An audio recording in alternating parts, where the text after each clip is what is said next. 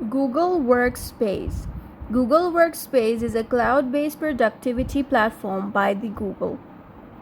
इसमें क्या होता है कि अगर आपको वर्ड का डॉक्यूमेंट या पीडीएफ या फिर पावर पॉइंट या इस तरह से किसी भी डॉक्यूमेंट को इंस्टॉल नहीं करना और आपको फ्री में सब कुछ मिल जाए, तो वो सारा आपको गूगल वर्ड प्लेस पे मिलेगा. इसको हम कहते हैं गूगल वर्क स्पेस. तो गूगल वर्क स्पेस में बेसिकली ये सारा कुछ फ्री में मिल जाते हैं, ये सारे टूल्स आपको. इसकी खासियत क्या है, इसकी फ़ीचर्स क्या हैं? सबसे पहले तो ये जितने भी टूल्स हैं ये आपको ऑनलाइन मिलते हैं, फ्री होते हैं. ये क्लाउड स्टोरेज के ऊपर बेस्ड होता है. क्लाउड स्टोरेज का मतलब ये है कि अगर आपने इन डॉक्यूमेंट्स या इन टूल्स को यूज़ करना है तो आपको एक जीमेल की ज़रूरत होगी. ठीक है, जीमेल जब आपके पास होगी तो जो भी डॉक्यूमेंट आप एडिट करोगे, लिखोगे, इसी गूगल स्पेस के डॉक्यूमेंट को यूज़ करके कुछ भी आप एडिट करोगे, लिखोगे, तो वो अपने आप ही आपके जीमेल में सेव हो जाएगा वो डाटा.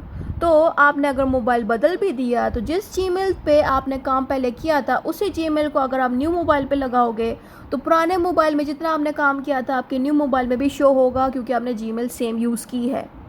इसको कहते हैं क्लाउड स्टोरेज में डाटा स्टोर हो जाना.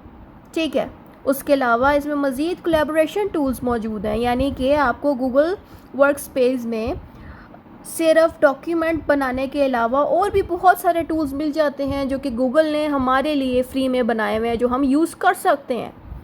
Automatic saving and version history कह रहे हैं कि आपका जितना डाटा है ऑटोमेटिकली सेव हो जाता है जीमेल में, और हिस्ट्री जो है पुरानी भी सेव रहती है जब तक कि आप डिलीट ना करो उसको. अब वो टूल कौन से हैं एक एक करके हम समझते हैं. सबसे पहला टूल आता है हमारे पास गूगल डॉक्यूमेंट, कि आपको एक डॉक्यूमेंट बनाने वाला बिल्कुल फ्री सॉफ्टवेयर मिलता है जो बिल्कुल वर्ड की तरह काम करता है. वर्ड के बारे में अगर आपको नहीं पता, यहाँ लिंक लगा देती हूँ, वो वीडियो देख लें जिसमें मैंने तमाम टूल्स आपको एक्सप्लेन किए थे कि वर्ड क्या होता है, पावर पॉइंट क्या है, राइट. तो वहाँ से जाके आप सीख लें. तो जो वर्ड है ना, अगर आपको वो सॉफ्टवेयर इंस्टॉल नहीं करना डिवाइस में, फ्री में आपको गूगल डॉक मिल जाता है जो बिल्कुल वर्ड की तरह काम करता है. इसका काम ये होता है कि आप इसमें वर्ड्स टाइप कर सकते हो, अपनी असाइनमेंट्स बना सकते हो, और वो ऑटोमेटिकली ऑनलाइन आपकी जीमेल पे सेव हो जाती हैं. वैसे ही गूगल शीट भी वर्क करती है. गूगल शीट बिल्कुल एक्सेल की तरह काम करने वाला सॉफ्टवेयर है. एक्सेल तो आपने देखा ही होगा, ऐसा से एक दिखता है जिसमें डब्बे बनने होते हैं जिसमें आप नंबर्स वगैरह डाल सकते हो अपने रिकॉर्ड्स को सेव करने के लिए. बिल्कुल वैसे ही गूगल शीट भी वर्क करता है.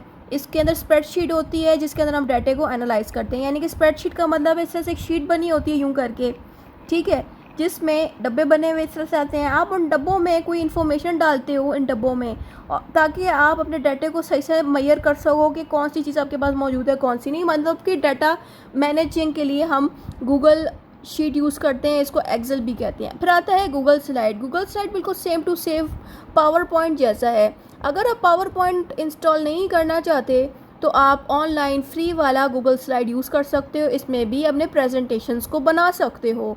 इसके फ़ायदे और नुकसानात हम देखते हैं. फ़ायदे इसके ये हैं कि आपको रियल टाइम कोलैबोरेशन मिल जाती है, यानी कि आप अपने डाटे को किसी और के डाटे के साथ कनेक्ट भी करा सकते हैं. यानी कि अगर कोई और बंदा भी आपकी ही तरह ऑनलाइन गूगल डॉक या गूगल शीट वगैरह यूज़ कर रहा है तो उसके साथ आप उसका डाटा आप ले सकते हो, अपना डाटा उसको शेयर कर सकते हो ईजीली. ठीक है.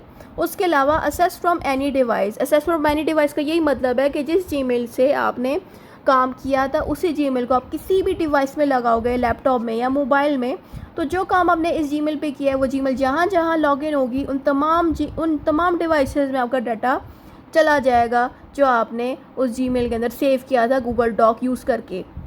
लेकिन इसके नेगेटिव चीज़ क्या है कि आपको इसके लिए इंटरनेट का कनेक्शन ज़रूरी है, यानी कि इंटरनेट कनेक्शन अगर नहीं होगा तो आप इसको यूज़ नहीं कर सकते. लेकिन अगर हम आम सॉफ्टवेयर्स की बात करें, यानी कि आम जो वर्ड का डॉक्यूमेंट है जो हम इंस्टॉल करते हैं पैसे दे के, या पीडीएफ हो गया, या जितने भी सॉफ्टवेयर्स हैं वो बगैर इंटरनेट के चल जाते हैं. लेकिन जो ये ऑनलाइन वाले हैं ये इंटरनेट के बगैर नहीं चल सकते.